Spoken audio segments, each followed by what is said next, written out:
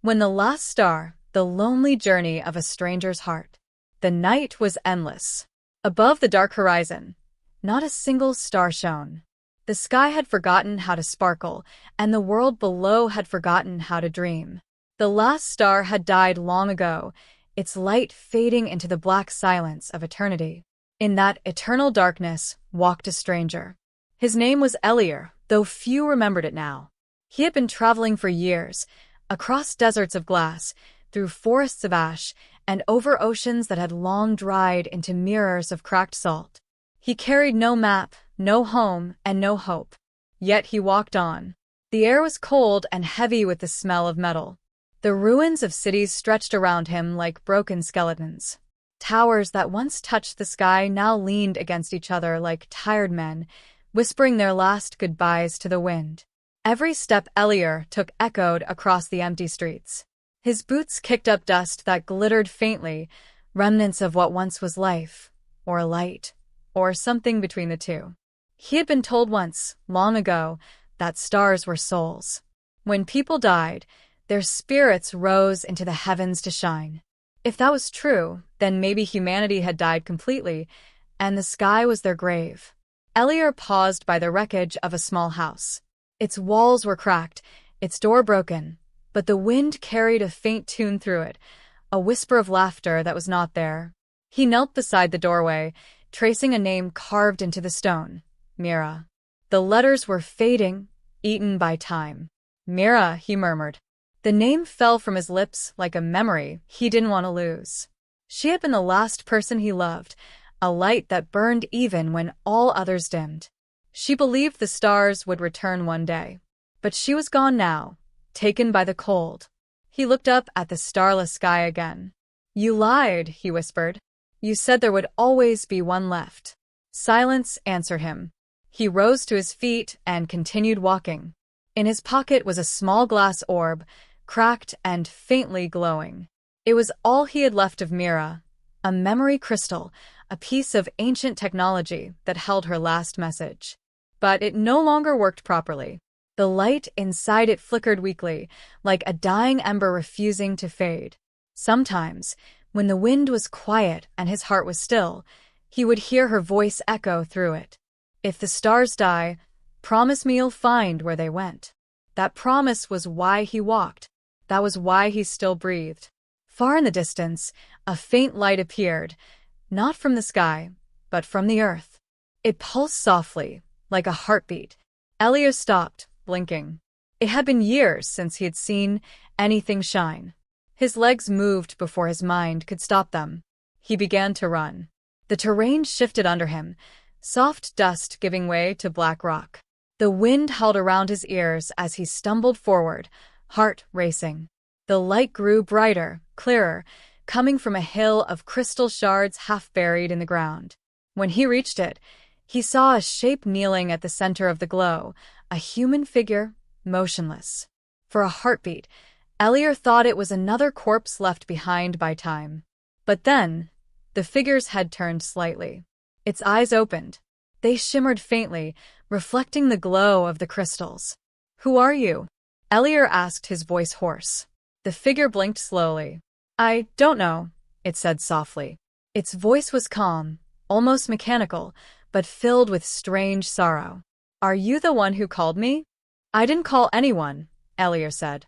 "I was just walking." The stranger tilted their head. Their skin had a faint metallic sheen, like silver dust beneath the surface. Their hair glowed faintly, and their movements were too smooth to be human. "I am searching," they said, "for the last light." Elior frowned. "The last light?" The figure nodded. "When the stars vanished, something fell from the sky. They told me to find it." "Who told you?" Elior asked. The figure's gaze turned distant. "Voices. Long gone now. But I remember their warmth." Elior's hand tightened around the glass orb in his pocket. "I'm looking for the same thing," he said slowly. "Maybe we're both searching for the same star." The figure's eyes met his. "Then we walked together." And so, for the first time in years, Elior was not alone. As they journeyed through the wasteland, Elior learned that the figure had no name, no memories, and no sense of time. They spoke softly, almost like a child seeing the world for the first time. Elior decided to call them Luma, because their faint glow reminded him of moonlight. Luma, he said one night, when they rested by the bones of an ancient tower. Do you remember anything? Who made you? Why you were there? Luma shook their head. Only fragments. I was asleep for a long time. Then the darkness called me. It said the last star was dying. I woke to find it gone. Elior looked up at the void above. It's been gone for years. Not gone, Luma said quietly. Hidden. Elior turned to her. Hidden where? Luma's expression didn't change. In the heart of a stranger. The words hung in the cold air like frost. Elior didn't understand them, but something deep in his chest stirred, an ache that had never truly left. He thought of Mira again. Her laughter. Her eyes that reflected stars even when the sky was empty. Could she have known this? Could the last star be something more than light in the sky, something human, something within? He shook the thought away. The night was too cold for hope. The next morning, the horizon began to glow faintly, not with sunlight, but with an aurora of pale silver. The ground trembled as if something beneath was waking. Luma stood still, eyes wide. It's calling, she whispered. The heart of light. Elior followed her gaze. Far beyond the plains of dust, a spire of light pierced the sky like a blade. It was faint but real, a star reborn or something like it. Elior's heart began to pound. Then let's go. Luma nodded. We will. But the path won't be kind. Elior smiled faintly for the first time in years. Neither am I. And together, they began the long walk toward the last light, two lost souls beneath a dead sky, carrying within them the fragile spark of something that refused to die. Hope. The silver glow on the horizon grew brighter as Elior and Luma walked for days across the wasteland. The air shimmered faintly, carrying a soft hum, like a voice trapped between wind and memory. The closer they came, the stronger it grew, not just in sound but in feeling. It vibrated inside Elior's chest, like something was calling him home, though he no longer remembered what home meant. They crossed a plain of broken glass, the remnants of an ancient sea frozen and shattered by heat. The pieces crunched under their boots, reflecting faint flashes of light, ghosts of the sun that once warmed the world. Do you hear that? Luma asked one evening as they stopped to rest. Her voice was calm, but her glowing eyes were fixed on the distance. Hear what? Elior asked. The echoes, she said softly. They're not from the wind. They're from memories. Elior frowned. Memories don't echo. They do, Luma replied, when they're too strong to die. By the time they reached the outskirts of the light, Elior saw what she meant. Before them lay the ruins of a vast city, taller, older, and grander than anything he had seen before.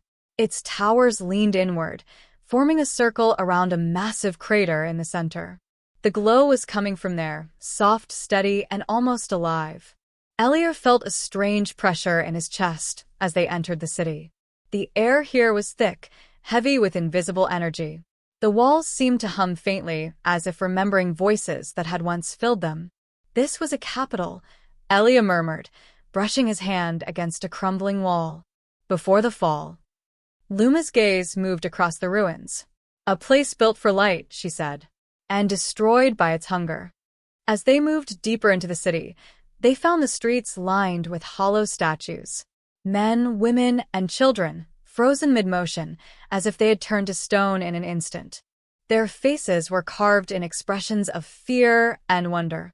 Elior stopped by one statue, a child reaching up toward the sky. Her stone eyes were wide, hand raised as though she was trying to catch a star that was no longer there. What happened to them? He whispered. Luma knelt beside the statue, pressing her glowing fingers against its surface. They burned themselves, she said quietly. When the stars began to fade, they tried to create one of their own. A star born from human hearts. But they failed. Elior looked toward the crater. And what's down there? Luma's expression dimmed. The core of what they made. The heart of their light. It never died completely. That's what calls us. The streets led them to a great bridge overlooking the crater. From there, Elior could see the heart of the city, a sphere of pulsing silver light, suspended above the ground by broken metal arms. It was enormous, and yet fragile-looking, like a heart beating on borrowed time. Around it lay thousands of crystalline fragments, what remained of machines, maybe, or people. Luma stepped forward. "It's beautiful," she said, her voice almost trembling. "It's dangerous," Elior replied. "If it did this to the city." "I need to see it," she interrupted softly. "Something inside it is calling me." Before Elior could stop her, Luma descended the cracked stairs toward the light. He followed, the heat rising around them like fire. The hum grew louder, a deep resonance that made his teeth ache. When they reached the bottom, Luma stopped before the glowing core. She lifted her hands toward it, and for the first time, her glow began to pulse in rhythm with it. "Luma!" Elior shouted. "What are you doing?" Her voice came faint and distant, as if spoken through a dream. "It remembers me." The light surged, engulfing her. Elior shielded his eyes, but through the brilliance he saw flashes, images like dreams bleeding through the air. A city alive with stars. People smiling. Skies full of color.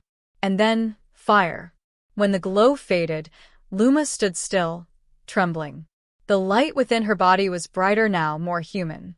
"I remember," she whispered. "I was part of them. They created me from light, a vessel to carry the last star when the world began to fade." Elior's heart pounded. "You mean you were the last star?" She shook her head slowly. "Not the star. Its echo. The star's essence, its heart, was placed in someone else. Someone human. That's why I was searching." Elior frowned. "Someone human? Who?" Luma turned to him, her silver eyes soft but sad. "I don't know, but I feel its presence close." They camped that night near the crater. The light of the core pulsed gently, casting soft shadows around them. Elior sat by the fire, turning the cracked orb in his hand, Myra's memory crystal. It glowed faintly in response to the pulsing core, as if alive. Luma watched him quietly. "What is that?" "It's all I have left," Elior said. "A message from someone I lost. She must have meant a lot to you." She was the only person who still believed the stars could come back. He smiled faintly. "I thought she was dreaming. But maybe she knew something." Luma's gaze lingered on the orb. "May I see it?" Elior hesitated, then nodded and handed it to her. She held it gently between her palms. The light from her hands flowed into the orb, and suddenly, it flickered to life. A soft voice filled the air, Myra's voice. "Elior, if you ever find this, it means the stars have gone. But don't stop looking, because the last one isn't in the sky. It's in you." The message ended, and the orb dimmed. Elior's hand trembled. "What did she mean?" he whispered. Luma looked at him with a strange stillness. She knew. "The heart of the last star, it's inside you, Elior." He froze, staring at her. "That's impossible." Luma stepped closer. "The energy I felt, it's not from the orb. It's from you. That's why the core called you here. You are what it's been searching for." Elior took a step back, shaking his head. "No. I'm just a man. I've lost everything." "And yet," Luma said softly, "something inside you still burns." The silence between them was deep, filled only by the pulsing hum of the light. Elior's chest felt heavy, as though something was stirring, a warmth that wasn't his own. That night, he dreamed of Mira. She stood beneath a sky full of stars, smiling at him. "You carried it all along," she said gently. "The light never left you. It just forgot how to shine." When he woke, the city was shaking. The core's light was flaring wildly, sending beams of energy into the sky. Luma stood by it, eyes wide with fear. "It's awakening," she cried. "It feels your presence." Elior rose to his feet, heart pounding. The air burned around him as the light surged higher, brighter, and then, like a sun breaking through darkness, it burst. A beam of silver fire shot into the heavens. The ground trembled. The statues cracked. And far above, For the first time in centuries, a single star flickered back to life. Luma turned to Elior, her voice trembling. It's begun. The last star remembers you. The light faded slowly, like a breath released after ages of silence. When Elior opened his eyes, the world around him glowed faintly, bathed in the silver shimmer of the newly awakened star above. For the first time in years, there was a shadow beneath his feet, cast by real starlight. He stared upward, eyes wide, unable to speak. A single point of brightness shone in the sky, trembling as though afraid to exist again. But it was there, fragile, alive. Luma stood beside him, her silver eyes glistening. It's beautiful, she whispered. It remembers the promise of light. Elior's hands trembled. That start came from me? She nodded slowly. A part of it did. You were the last vessel, Elior. The last human who carried the memory of light strong enough to awaken it. He shook his head. That doesn't make sense. I'm not special. I'm just alone, Luma said softly. And that's why it chose you. The last star was born from loneliness, from a heart that refused to stop loving even when everything was gone. Her words struck him harder than the tremors shaking the ground. He turned away, unable to meet her gaze. Mira, he murmured. She must have known. She told me once that love was the last kind of light the universe couldn't destroy. Luma placed a hand over her heart. She was right. The city around them began to change. The ruins glowed faintly, lines of light running through the walls like veins awakening after a long sleep. The statues that had once been frozen seemed almost to breathe, their expressions softening. The air felt warmer, alive. Luma watched the transformation in silence. The star's light is healing what it can, she said. But not for long. The energy here is unstable. It will consume itself unless you control it. Control it? Elior asked, confused. How? She looked at him, her expression both kind and grave. You must accept what you are. The light within you, it's not just a spark. It's memory, love, grief, and all the fragments of humanity that refuse to die. It's the heart of what once made the stars shine. Elior stared at his hands. For a moment, faint light flickered beneath his skin, veins glowing like threads of silver fire. He felt warmth spreading through him, familiar yet terrifying. I can't, he whispered. If I let it out, I'll burn like everything else. Luma stepped closer. Or you'll bring them back. As they moved deeper into the city, the light guided them toward what had once been a temple, a vast dome of shattered glass and broken stone. At its center stood a circular platform covered in strange symbols that pulsed faintly. Luma traced the carvings with her fingertips. This is where they tried to harness the first artificial star. Where I was born. Elior's voice was quiet. And where everything ended. Yes, she said. But it can begin again. The system still works. If you stand here, your light can connect to the old network. The stars can hear you again. He looked uncertain. You're saying I can bring them back? She nodded slowly. If you let your heart open completely. If you forgive the world and yourself. Elior felt a sharp ache in his chest. Forgive? For what? For surviving, Luma whispered. For carrying the weight of everything that was lost. He looked down and for a long moment said nothing. The silence pressed on him like the weight of the whole dead world. Then slowly he stepped onto the platform. The ground beneath him lit up. Lines of silver fire spread outward like roots.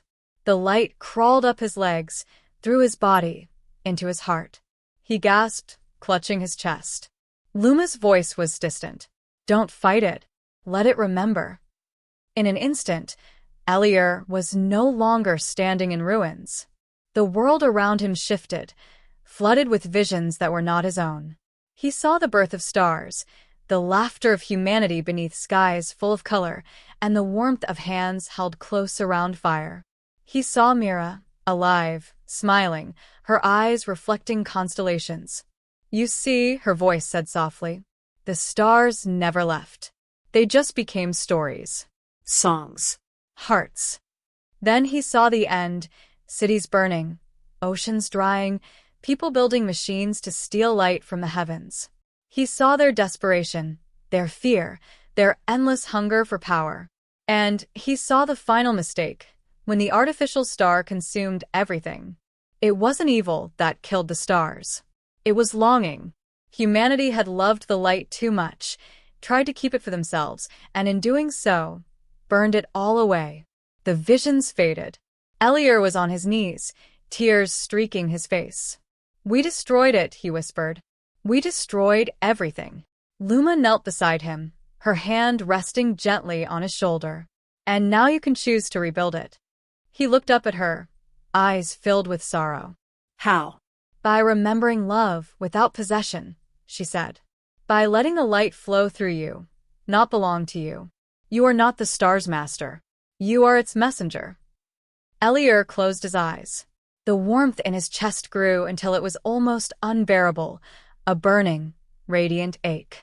When he opened his eyes again, they glowed faintly silver. "I understand," he whispered. The dome trembled. The platform brightened until it became impossible to look at. Luma stepped back, watching as beams of light burst from Elior's body, spreading across the city like rivers of fire. The hum rose into a song, deep, wordless, beautiful. The ruins responded. The air shimmered, and from the heart of the city, pillars of light shot into the sky. One by one, more stars flickered to life above, faint at first, then stronger. Elior stood in the center, his arms open, his heart burning like a sun. But as the stars returned, his strength began to fade. The energy was consuming him, pouring out faster than he could hold it. His knees buckled. "Elior!" Luma cried, rushing to him. He smiled faintly, light spilling from his skin like dust. "It's okay. This is what it means to shine."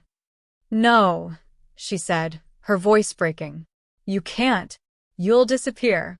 He looked at her, really looked, and for a moment, she saw in his eyes the reflection of every star that had ever been. "Maybe," he said softly, "but the light will remain." He reached out, placing his glowing hand over Luma's chest. "You'll carry what's left of me." Her eyes widened as the light transferred from him into her. His body dimmed, but her glow brightened, fierce, alive. The stars above grew stronger. The world began to breathe again.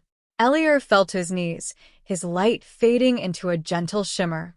"Tell them we remembered," he whispered. And then, the brightness faded, leaving silence, peace, and the slow return of dawn. Luma stood alone in the ruins, her body trembling with the new warmth inside her. She looked at the sky, now full of stars reborn. "You kept your promise," she whispered. A faint wind carried her words upward, and somewhere far beyond, a soft voice seemed to answer. The last star was never in the sky. It was in the heart that refused to stop shining. The morning after the light's awakening came quietly.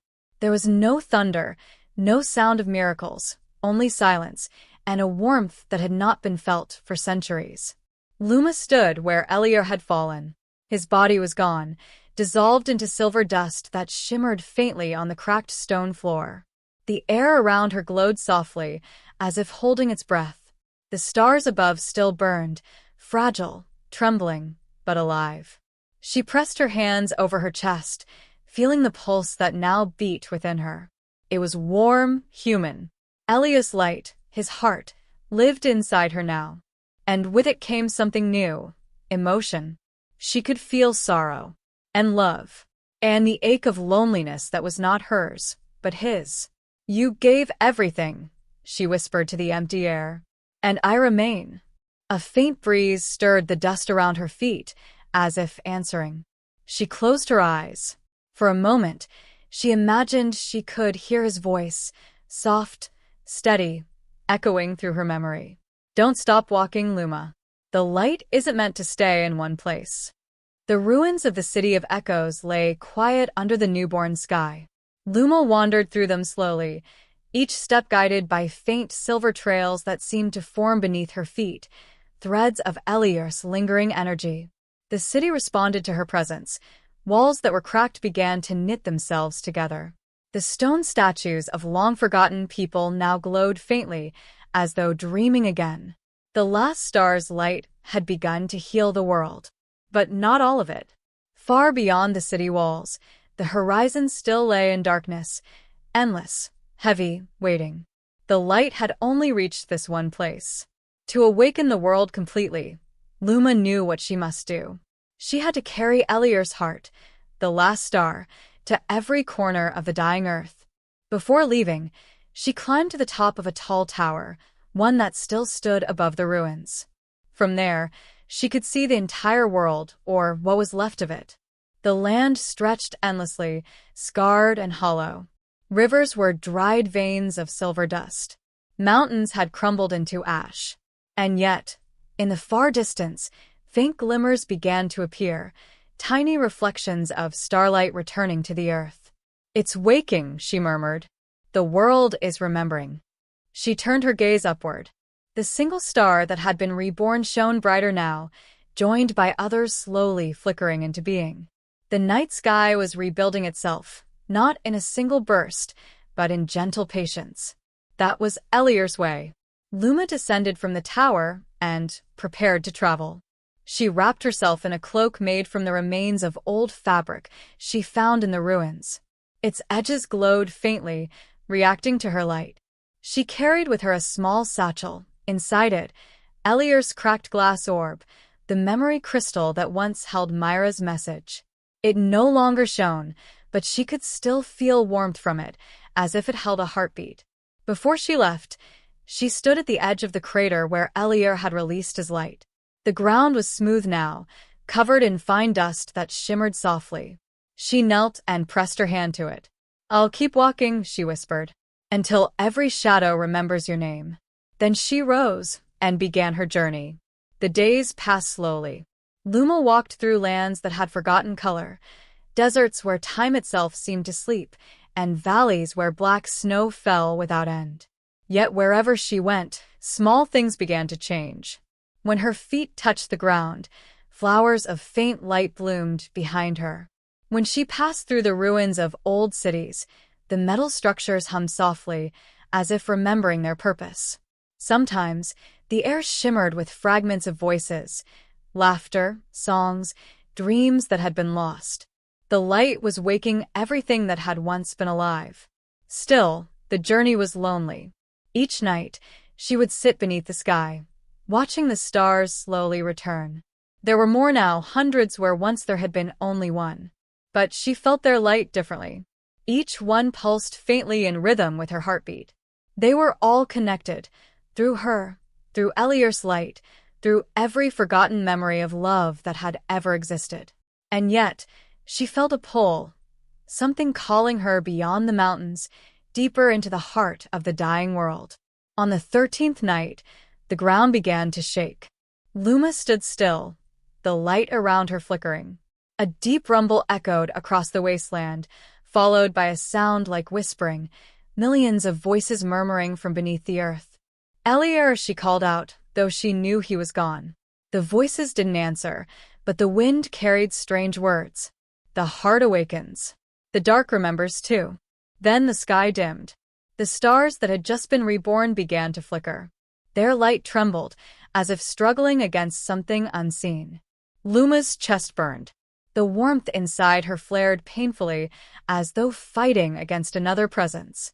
She fell to her knees, clutching her chest. "What's happening?" she gasped. The answer came not in words, but in a vision, a flash of memory not her own. She saw shadows coiling around the stars, black tendrils feeding on their glow. She saw shapes that moved like smoke, remnants of the void that had swallowed the heavens long ago. It wasn't just the loss of hope that had killed the stars. There had been something else, something ancient, born from the emptiness between them. The darkness had its own hunger. And now it had awakened again. Luma's body trembled. The warmth in her heart struggled against the cold seeping through her veins. She knew then what Elior's final light had done. It hadn't just reawakened the stars. It had awakened their opposite too. The balance of creation and void had been disturbed. If she didn't reach the heart of the world, the source where the first star was born, the darkness would consume everything again. She rose slowly, pain flickering behind her glowing eyes. "You wanted me to walk, Elior," she whispered. "Then I'll walk until the light wins." The wind answered with a soft, ghostly sigh. Days turned into weeks. The path became harder. The world itself seemed to resist her, storms of ash, lands that cracked beneath her steps, and skies that grew heavy with shadow. Yet, wherever she faltered, she felt a pulse within her, Elior's light, steady and kind, urging her on. At times, she spoke aloud to him. "If you could see this, you'd laugh," she said one night as she crossed a desert of black sand. "The stars are trying to return, but the dark won't let them. It's like a story that refuses to end." And in the faint wind, she thought she heard his voice, quiet but real. "Then tell it again, Luma, until the ending changes." She smiled, tears glistening on her silver cheeks. "Then I'll make it a better ending this time." Eventually, she reached the edge of the known world, a vast chasm that split the land like a wound. Below it, nothing stirred. No wind, no sound, just endless darkness. Luma stared down into it, feeling both fear and recognition. "The heart of the void," she murmured, "where the stars were first born and where they died." The pull in her chest grew stronger. The warmth inside her heart flared, illuminating the chasm's edge. She knew then that this was where her journey must end, or truly begin. She looked at the sky one last time. The stars above shimmered faintly, struggling to hold their place against the rising dark. She whispered to them, to Elior, to all who had ever lived, "I'll carry your light into the void itself."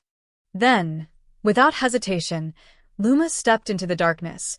The descent seemed endless. As Luma fell, darkness closed around her like deep water. There was no sound, no wind, no time. Only the steady pulse in her chest guiding her downward. The faint silver glow of her body was the only light left, painting soft halos in the void. She didn't know how long she fell. Minutes, hours, or centuries, it all felt the same. Yet, the further she went, the heavier the air became, pressing against her like invisible hands trying to smother the light. And then, at last, she stopped.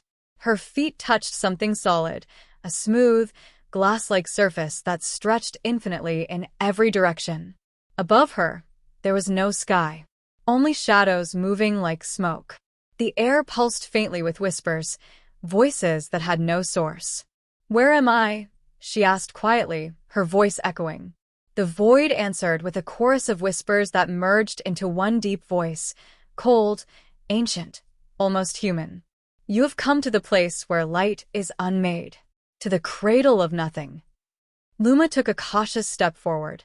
Her glow brightened, and the shadows around her recoiled slightly.